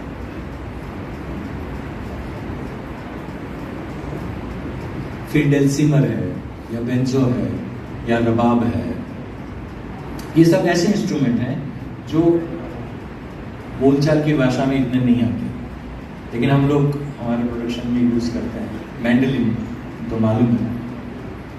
तो ऐसे म्यूजिकल इंस्ट्रूमेंट्स का एक स्टोर खोल सकते हो, और आपकी जानकारी म्यूजिक के प्रति होने के कारण आप उसको अच्छी तरह से एक्सप्लेन कर सकते हो, और कौन सी चीज़ें अपने स्टोर में लानी है, कौन सी कंपनी का लाना है। पियानो लाना है तो यामाहा का लाना है, या हिटाची का लाना है, या कॉर्ग का लाना है। तो आपको, मैं पियानो की बात कर रहा हूँ, सिंथेसाइजर में, ओरिजिनल पियानो इसको बोलते हैं। तो उसी तरह कॉर्ग है, या कैसियो है, या यामाहा का सिंथेसाइजर है, जिसको आप लोग कीबोर्ड बोलते हैं। तो कौन से कीबोर्ड रखने से वो ज़्यादा उपयोग में आ सकते हैं, या ऐसे कई लोग आते हैं नवरात्रि में वो स्टोर पे कि एक अच्छा सा कीबोर्ड देना, तो अच्छा किसको बोलते हैं, वो उनको तो मालूम ही नहीं। तो उस टाइम पे आपकी जो जानकारी है, नॉलेज है, वो काम में आएगा। क्या आप बोलेंगे आपको फोक गाना है, आप किस प्रकार का करने चाहते हैं, आपका बजाने वाला है उसको मालूम है पियानो की क्या होती है वगैरह वगैरह, छोटी की चलेगी बड़ी की चलेगी, वो अगर आपको मालूम है, सब लोग परफॉर्मेंस करेंगे ऐसा नहीं, लेकिन ये सब कर सकते हैं। दूसरा है म्यूजिकल रिकॉर्डिंग स्टूडियोज। आप में से कई लोग रिकॉर्डिंग स्टूडियो के बारे में तो जानते हैं और कहीं सीखने भी जाते हैं, मुझे मालूम है। तो रिकॉर्डिंग स्टूडियोज में अलग अलग सॉफ्टवेयर, एक्चुअली ये क्या है कि musical instruments like synthesisers and musical recording instruments like the required computers, like the required softwares, like the required plugins and other things, वो उसके बारे में नॉलेज इंजीनियरिंग के रिलेटेड होता है। यानी मैं आपको एक मशवरा देता हूँ कि अगर आप 12 तक साइंस में नहीं थे तो भी थोड़ा थोड़ा साइंटिफिक न्यूज़ कम से कम पढ़ो। आपको एंटरप्रेन्योर बनना है, पहले तो न्यूज़पेपर पढ़ना चालू करो। मुझे लगता है आप लोग न्यूज़पेपर नहीं पढ़ते हैं। यानी आप में क्यूरियोसिटी नहीं है कि दुनिया में क्या चल रहा है। आपको वही करना है जो व्हाट्सएप आपको दिखाता है, आपको वही करना है जो अपने सो कॉल्ड फ्रेंड्स आपको दिखाते हैं। वो फ्रेंड 5 साल के बाद पता भी नहीं होता कहाँ होते। एक बार मैं वॉक करने के लिए निकला, अंग्रेजी इतना हम बोलते हैं, तो ये ब्रिज पे गया, कोडा ब्रिज पे। तो वहाँ साइड में वो जो पाली जैसी है, उस पे इतनी छोटी केक थी वो, और केक के आजू बाजू 4 लोग खड़े थे। उसमें एक लड़की थी, 3 लड़के, और वो लोग केक काटने की कगार पे आके खड़े थे। तो मैं जा रहा था, तो कलाकार ही होता है। कलाकार ना तो राजकारण होता है, इसलिए कलाकार राजकारण में जाते हैं तो लोचा मारते हैं। अगर राजकारणी कला में आए तो अच्छा है, कला का भला होगा, लेकिन ऐसा नहीं होता। आजकल कलाकार राजकारणी होने लगा, तो ये मुश्किलें होती है। कलाकार वो है जो वक्र दृष्टा होता है। वक्र दृष्टा का मतलब ऐसा नहीं है कि उसको तो कोई चीज अच्छी नहीं लगती, लेकिन जो चीज खराब है वो तुरंत उसको पता चल जाती है। वो कलाकार, वो चिंतक, वो बौद्धिक है, वो पंडित है, वो आचार्य है। तो वक्र दृष्टा होने के कारण मैंने देखा कि ये इतनी छोटी सी केक, और ये 4 सो कॉल्ड युवान, सो कॉल्ड इसलिए कि यानी केड़ पर पेंट उतरी जाता था बेजर ना, हाँ नहीं युवान જે છોકરીઓની ચાલમાં નજાકત નથી, લજ્જા નથી, તે છોકરી હોવા છતાં પણ કેવી રીતે છોકરી, આપણે એવું વિચારીએ। એ જ પાછી બ્યુટી પાર્લરમાં જાય ત્યારે કે મારે તો સાદી છે એટલે બિંદી લગાડજો, પણ દરરોજ બિંદી નથી લગાડતા। એ વિચારતા નથી કે આપણી સંસ્કૃતિમાં તો વિધવાઓ જ ખાલી આવું કરે, એવું આપણે નથી વિચારતા પેલી ફેશનમાં। અને પાછી લગ્નમાં જઈએ ત્યારે બધું લગાડીએ, પછી મને અહીં જોઈએ, મને ટીકો જોઈએ, મને ફલૂન જોઈએ, મને દામણી તો જોઈએ, દામણી અક્કલે ના આવે ને કોઈએ કીધું હોય ત્યારે, બરાબર। એનીવે પોઈન્ટ ઇઝ, તો મેં એ લોકોને કીધું કે ભાઈ હું તમારી સાથે અહીં ઉભો રહીને કેક કાપી શકું? हाँ अंकल आइए ना। केक काटी, फालतू केक, भंगार, क्योंकि जो बिलो स्तर के काम होते हैं वो कभी रंग नहीं लाते, कभी नहीं लाते। और कई केकें तो खाली मुंह पे लगाने के लिए होती है, ये तो मुझे बाद में चला। उन महावीरों ने मुझे बताया कि सर ऐसी केकें होती है, ये बीजी मुखी रह लेती थी, एक बीजा मोड़ा पर लगा रही, हाउ सस्ती, गंदा थवा माटेनी केक। फिर मैंने बोला कि आप लोग हॉस्टल में रहते हैं? बोले नहीं। तो कौन ही वर्षगांठ है, किसकी बर्थडे है? बोले इसकी। तो उसके घर पे केक नहीं काटते? बोले सर हम फ्रेंड्स। तो मैंने बोला फिर तुम्हारे माँ बाप क्या करेंगे, तुम्हारे घर वाले क्या करेंगे, तुम्हारे फ्रेंड घर पे नहीं आ सकते? तब उनको पता चला कि ये क्या है।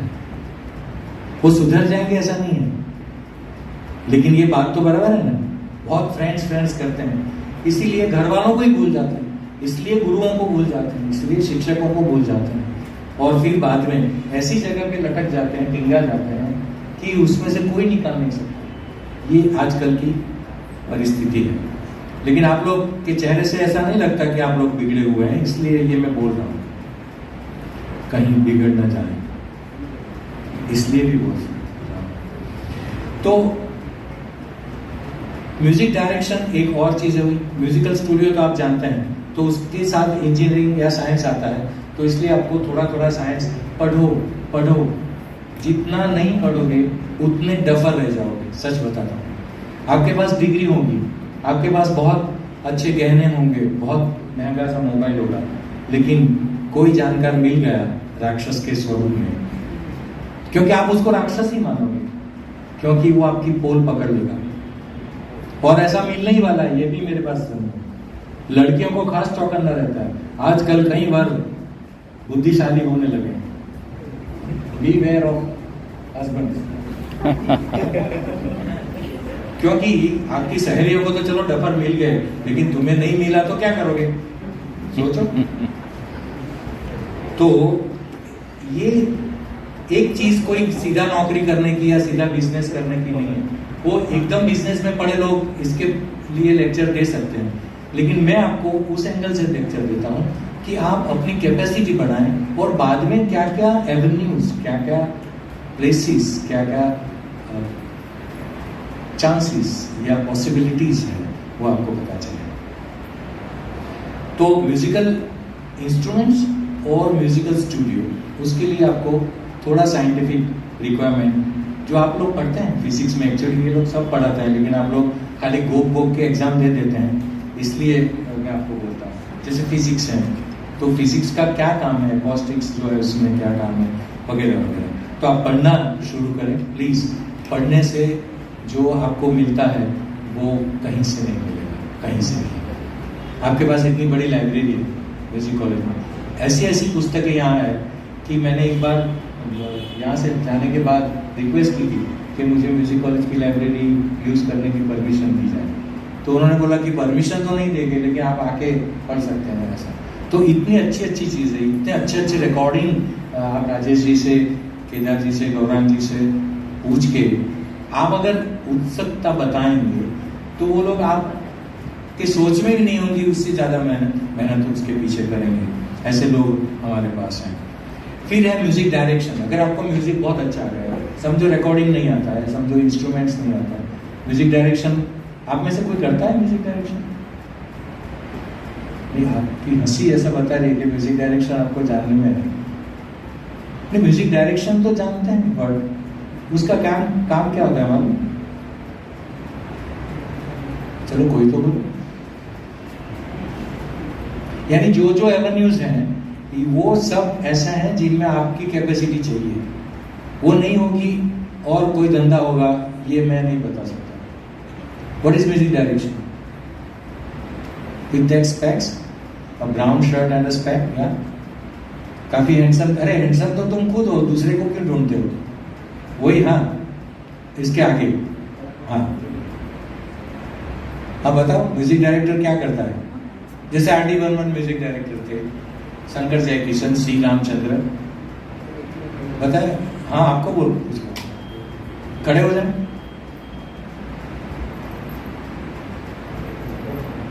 ये संकोच निकाल दीजिए अगर आपको एंटरप्रेन्योरशिप करनी है तो।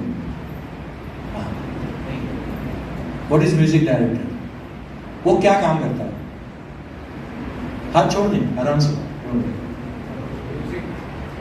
लिरिक्स वालों को और सबको इकट्ठा करके उनको डायरेक्शन देते, यानी कैसे गाना है वो सिखाएगा, कैसे बजाना है वो भी सिखाएगा।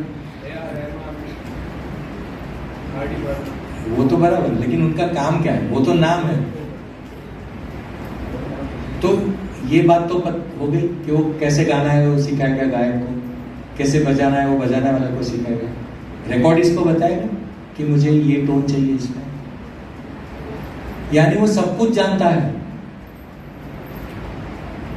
वो गाने वाले को ये भी बताएगा कि माइक इतनी दूरी से करो क्योंकि ये कंडेंसर माइक है। हाँ, ये आइसक्रीम का कोन खाते हैं ऐसे लोग गाने गाते हैं आजकल। कहीं गाने वाले ऐसे माइक लेके उसमें माइक में घुस जाते हैं।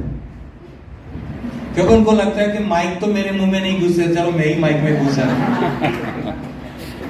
એટલું જ નજીકથી ગાય છે.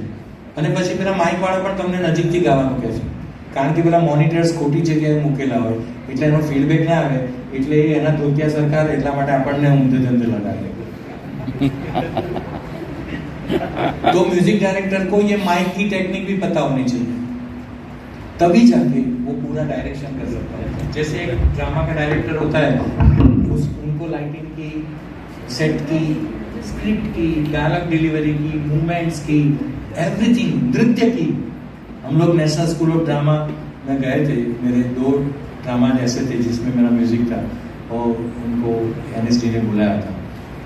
तो तब मैंने देखा कि वहाँ नृत्य रेगुलर पढ़ाते हैं, जैसे आप लोग फिजिक्स पढ़ते हैं. हमारे यहाँ भी है कि अगर आप गाना पढ़ते हैं तो डिप्लोमा में आप तबला या कोई और पार्ट कर सकते हैं. उसका कारण ही है क्योंकि आप बैठ जाए. तो यानी करना है, लेकिन उसके लिए क्या चाहिए वो मैं आज आपको बता रहा हूँ. करने के लिए तो 10-15 चीजें हैं जो हम कर सकते हैं, लेकिन वो कैसे कर सकते हैं वो आप पे और आपके गुरु पे निर्भर है.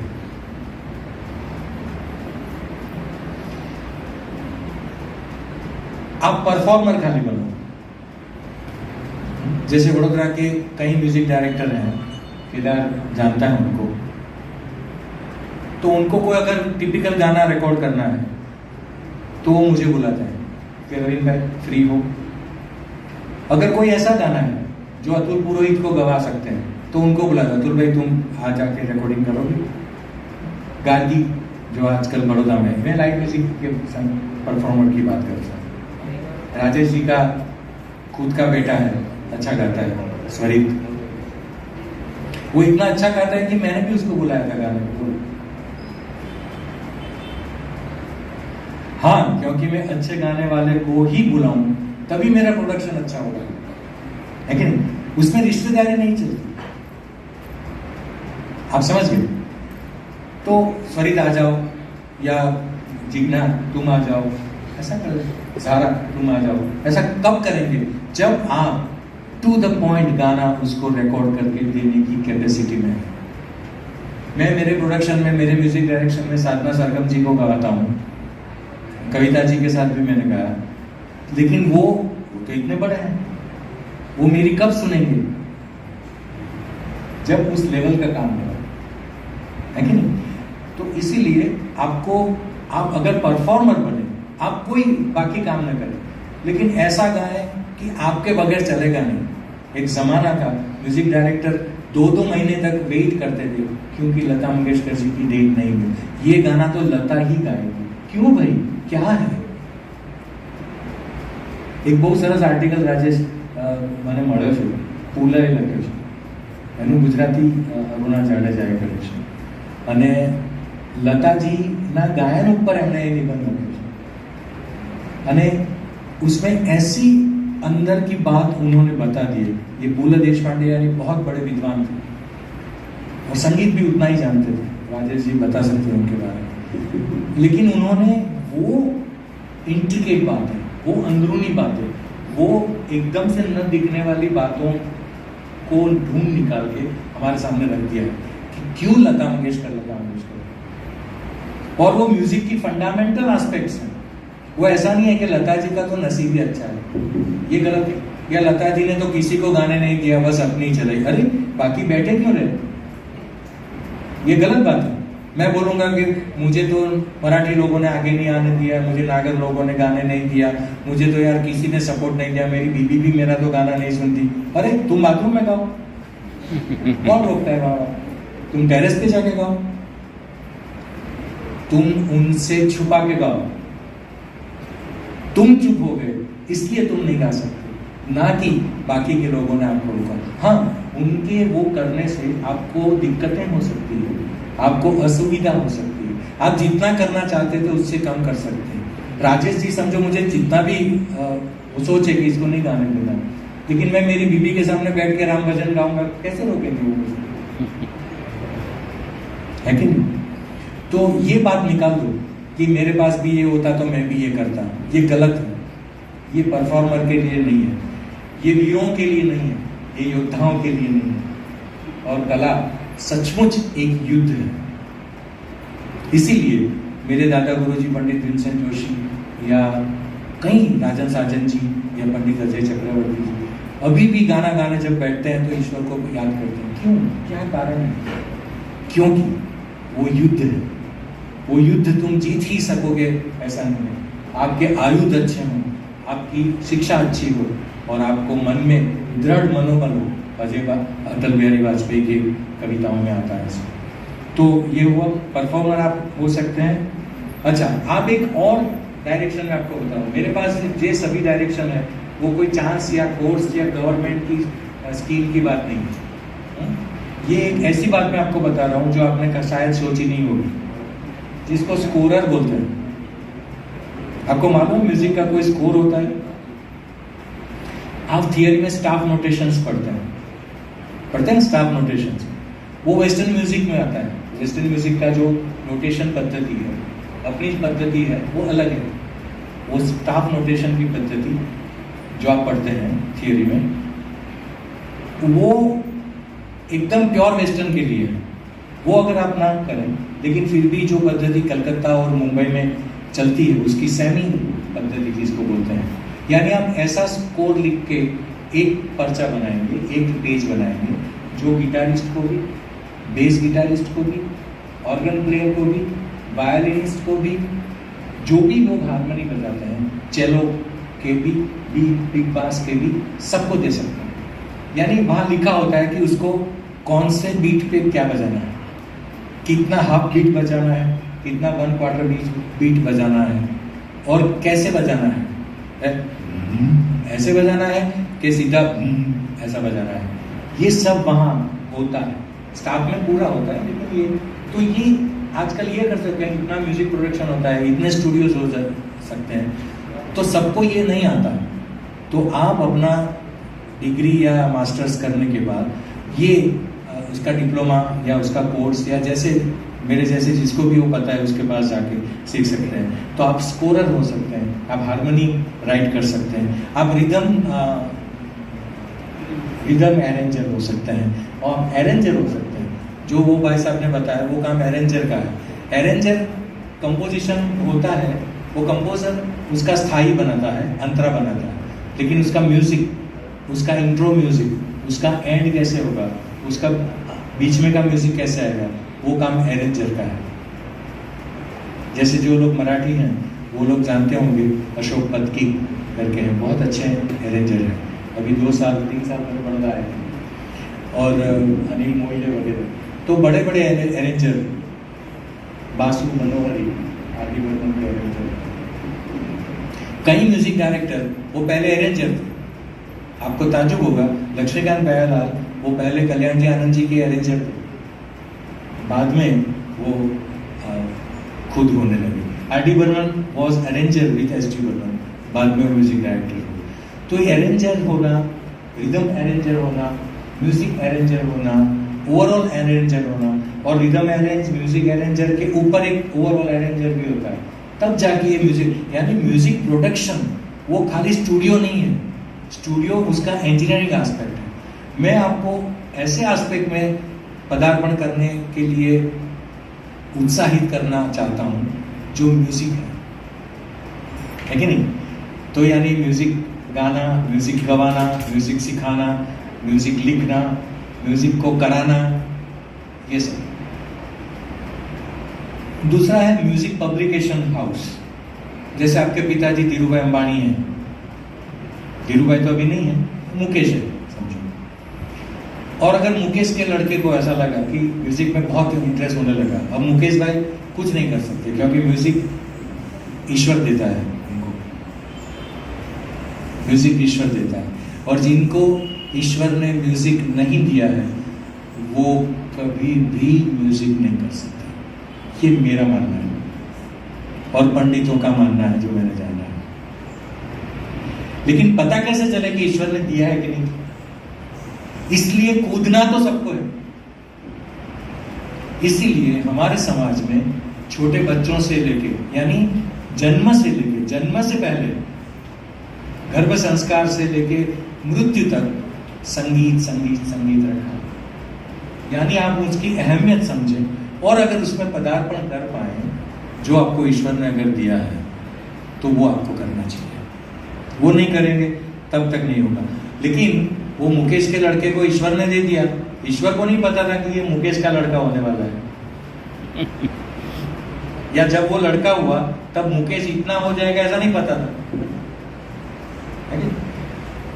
अगर वो लड़का सोचे कि बड़ौदा म्यूजिक कॉलेज को 100 लाख की ग्रांट दी जाए, अच्छा म्यूजिक करें, और बड़ौदा म्यूजिक कॉलेज को फोर्स किया जाए, प्रेशर किया जाए कि अच्छे अच्छे सिलेक्टेड पंडितों को बुलाओ और यहाँ उनको सिखाने के लिए रखो, 1 करोड़ हम देंगे, 10 करोड़ हम देंगे, जो साहिबराव ने किया। मौला बख्श जी को लाए, फयाज खान साहब को लाए, ओंकार नाथ जी को लाए, कैसे कैसे लोगों को लाए, पटवर्धन साहब जो आए बाद में।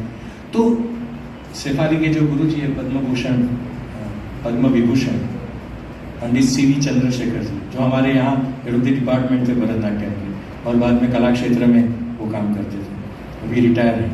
तो उनको यूनिवर्सिटी सामने से बुला के लाई थी, बनारस हिंदू यूनिवर्सिटी से, कि आप यहाँ आए। तो ये चीज अगर मुकेश का लड़का करे तो सोचो अपने को कितना अच्छा होगा। जैसे मुकेश की वाइफ जी हैं, जी सबके पीछे लगाते इसलिए वाइफ जी, तो उन्होंने अभी वो एक बहुत बड़ा ऑडिटोरियम बनवाया मुंबई में, सेंटर फॉर परफॉर्मिंग आर्ट्स, जो NCBA से भी बड़ा है, national centre for performing arts से बड़ा है। तो वो एक अच्छा काम है, लेकिन अगर वो उसका भाड़ा ही 10 लाख होगा तो कौन जाएगा वहां करने, फिर वही बात होगी। तो इसलिए हमें ये करना चाहिए कि ऐसे अच्छे ऑडिटोरियम हो, वो हम बनवाएं या वो हम कराएं, या कोई हमारे साथ दीपक भाई जैसे उनको प्रेशर करके भी ये खुद करो, या राजेश जी को कहें कि भी CCA मेहता ऑडिटोरियम में हमको एक एमेचर काम करना है, तो उसके लिए जैसे हमारे यहाँ प्ले बॉक्स है, नीचे भी है कॉन्सर्ट हॉल, जहाँ ये सब कर सकते हैं। तो ऐसा करके भी हम लोग इसमें एंटरप्रेन्योर हो सकते हैं। क्योंकि आपने संगीत सीखा है, आप परफॉर्म इतना नहीं कर सकते, समझो आप म्यूजिक बना नहीं सकते, लेकिन आप म्यूजिक को सपोर्ट कर सके ऐसे मॉन्यूमेंट्स तो बना सकते हैं। अगर आप बिल्डर हो गए, चलो समझो म्यूजिक करके, कई लोग ऐसे म्यूजिक सीखने आते हैं, क्योंकि 3 साल फ्री हूँ, चलो म्यूजिक कॉलेज में एडमिशन ले लेता हूँ। यही म्यूजिक कॉलेज नहीं, कई म्यूजिक कॉलेज, और इतने लोग विशारद हो जाते हैं, इतने लोग अलंकार भी हो जाते हैं।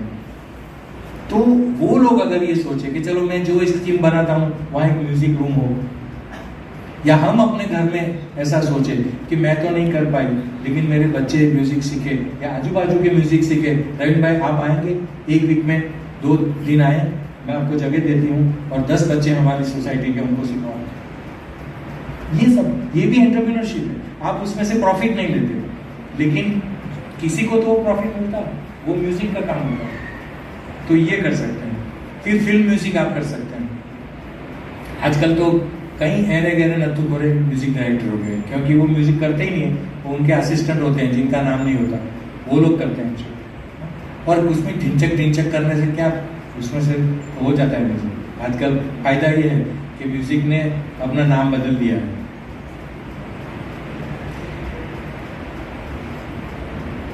एक चीज और जो कर सकते हैं, मैं आपको उकसा नहीं रहा इसीलिए एंड में बोलता हूँ, अगर आप में कौवत नहीं है, आपकी कैपेसिटी नहीं है, आप इतना लेवल का नहीं करते, और जो पंडित कहें कि आपका लेवल है, जो आपके गुरु कहें कि हाँ बेटा, जैसे भरतनाट्यम में अरंगेत्रल होता है, अरंगेत्रल से पहले डांस नहीं कर सकते बाहर, लेकिन आजकल तो अरंगेत्रम भी शादी की तरह लोग करते हैं, इसलिए उसकी अहमियत नहीं है, वरना वो परमिशन है।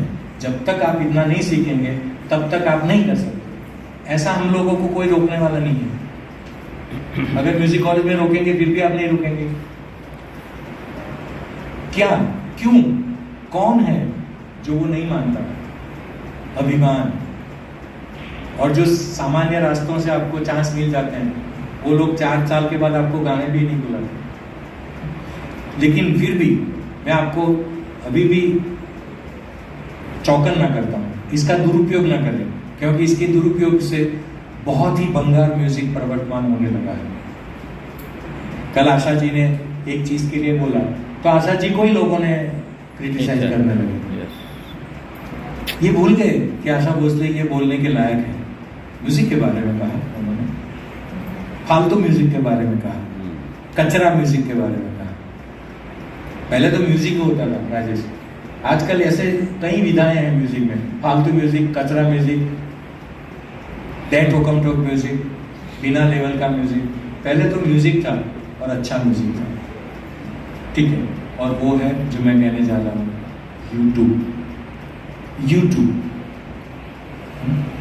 यूट्यूब पे अगर आप प्रोड्यूस करो, ऐसे नहीं कैसे गाना गा के और किसी पिक्चर का गाना गा के रख दिया और मेरे इतने लाइक हुए और इतना शेयर हुआ और फिर सबके सामने भीख मांगो, प्लीज सब्सक्राइब, ये क्या है?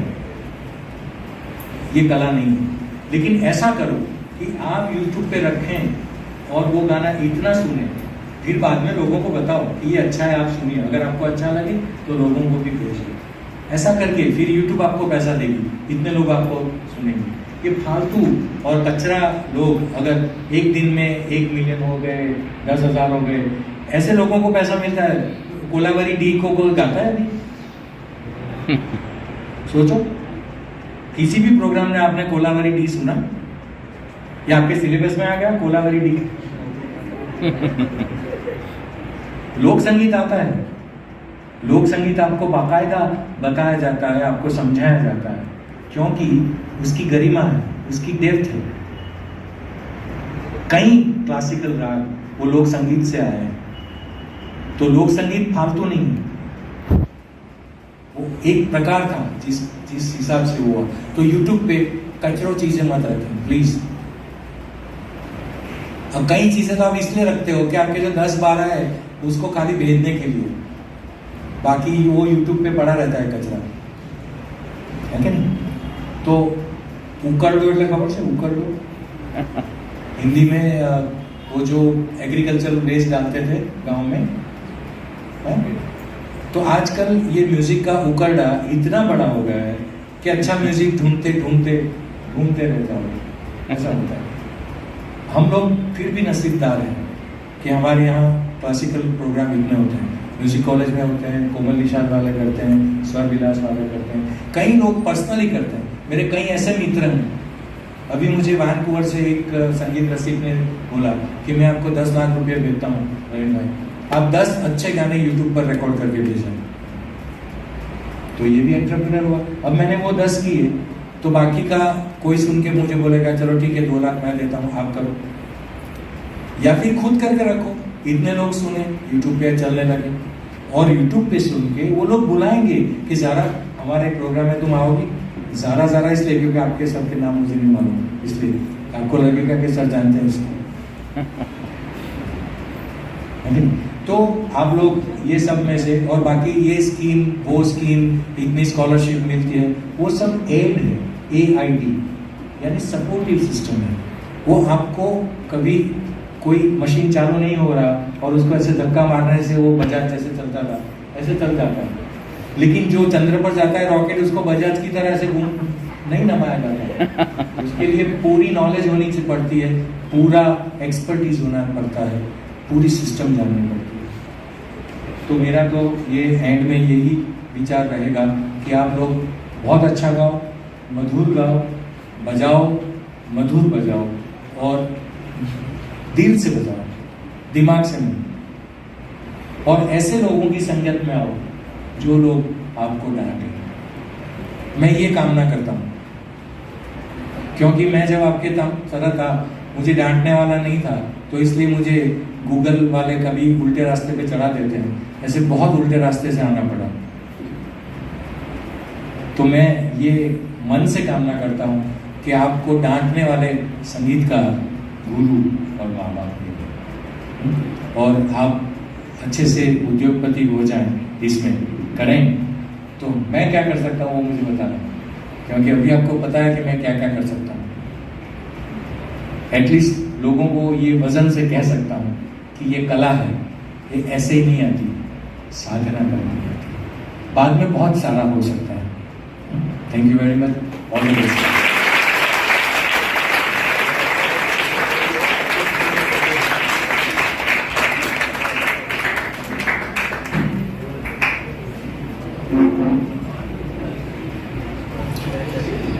ભાઈ થેન્ક યુ.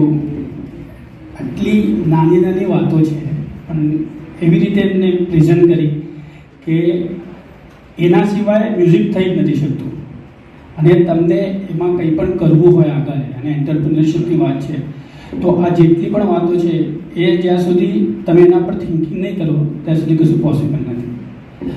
તમે રાકેશ સરને વિનંતી કરું કે એક આભાર વિધિ કરે અને પ્રોગ્રામનું સમાપન કરે.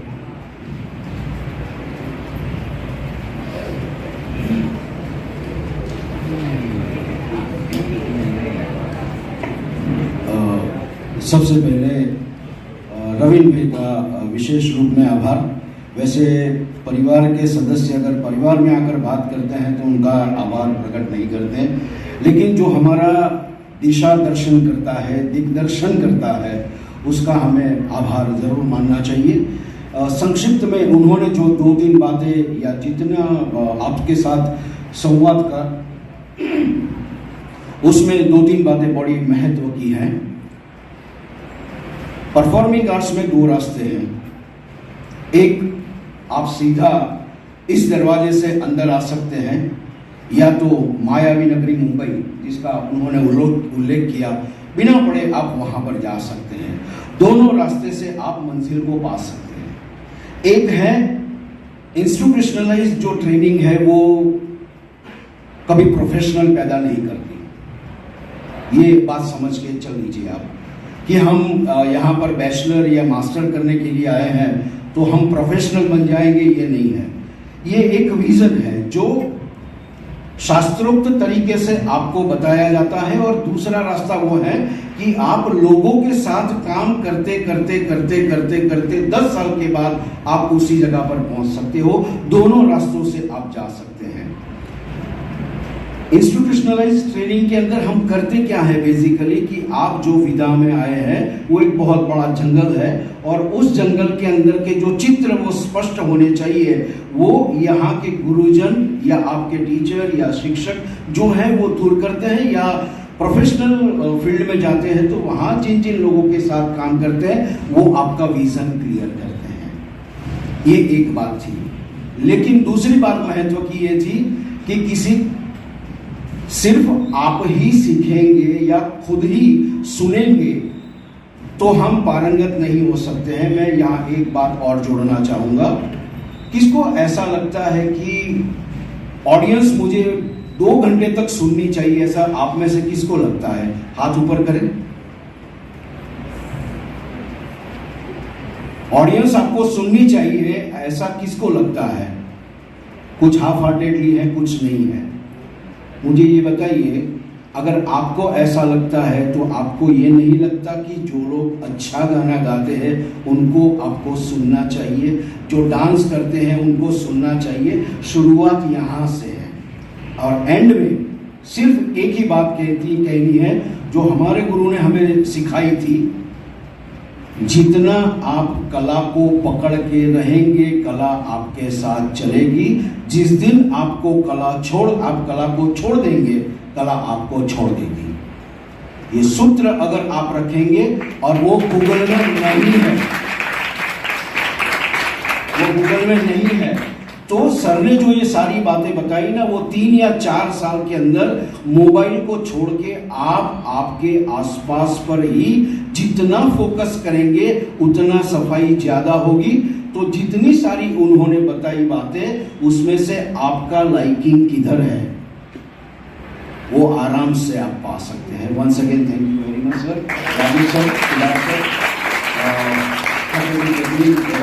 सर, अस्तु.